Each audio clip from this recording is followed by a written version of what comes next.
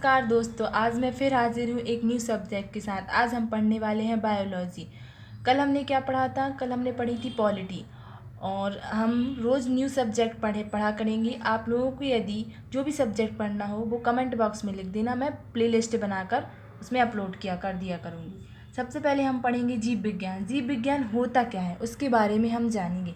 जीव विज्ञान की डेफिनेशन क्या होती है सबसे पहले तो उसके बारे में जानेंगे हम। जीव विज्ञान के अंदर हमें क्या क्या पढ़ना पड़ता है, क्या क्या आता है उसके अंदर। जीव विज्ञान विज्ञान की वह शाखा है जिसके अंतर्गत समस्त जीवधारुओं का विस्तृत अध्ययन किया जाता है। जीवधारुओं की उत्पत्ति कैसे हुई, उनकी रचना कैसे हुई, उनका वातावरण कैसे होता है, वो उनकी मृत्यु कैसे हुई, इन सब का अध्ययन हम किस में करते हैं? जीव विज्ञान के अंदर ही करते हैं।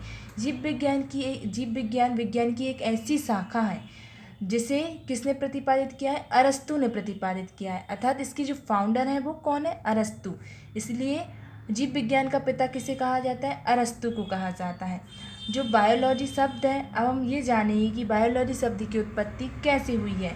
बायोलॉजी शब्द दो वर्ड से मिलकर बना है, एक है बायोस और एक है लॉजिस, जिसमें बायोस का अर्थ होता है लाइफ और लॉजिस का अर्थ होता है स्टडी। अब हम ये जानेंगे कि जो बायोलॉजी वर्ड है वो किसने दिया, उसके बारे में जानेंगे। तो बायोलॉजी वर्ड फ्रांस के लैमार्क और जर्मनी के ट्रेविनेरस के द्वारा बायोलॉजी शब्द दिया गया।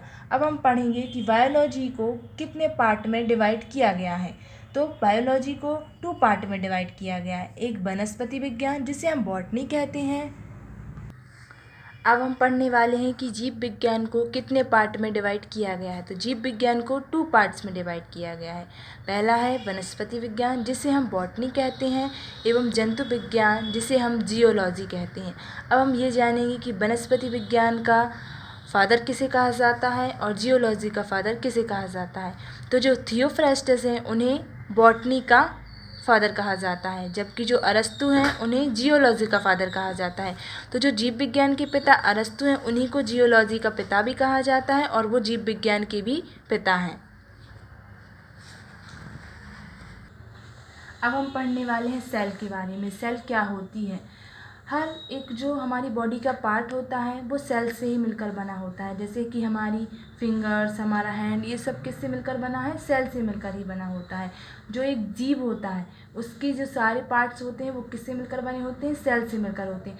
सेल का जो आकार होता है वो बहुत छोटा होता है, उसे हम देख नहीं सकते, पर एक जो यंत्र होता है माइक्रोस्कोप, उससे हम सेल को देख सकते हैं। अब हम ये जानेंगे कि किसकी सेल सबसे बड़ी होती है और किसकी सेल सबसे छोटी होती है।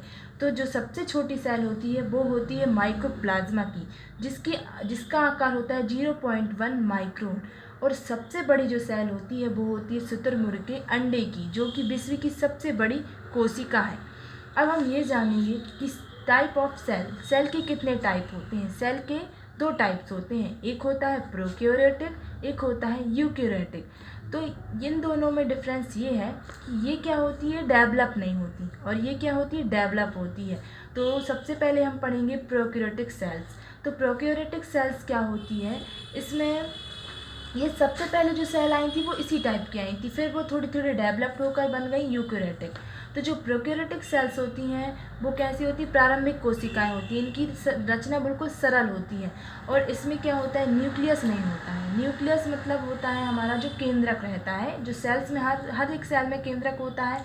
बट जो प्रोकैरियोटिक सेल होती हैं, क्योंकि ये अनडेवलप्ड है, तो इनमें क्या होता है? केंद्रक का अभाव होता है। जैसे कि हम सबसे पहले बात करें, ये इसके एग्जाम्पल कौन कौन से हैं कि किस किस जीव की सेल प्रोकैरियोटिक होती है, उसके बारे में भी जानना हमें ज़रूरी है। तो सबसे पहले हम जानेंगे कि जो जीवाणु और जो नीली हरी शैवाल होती हैं उनकी जो सेल्स होती हैं वो प्रोकैरियोटिक होती हैं।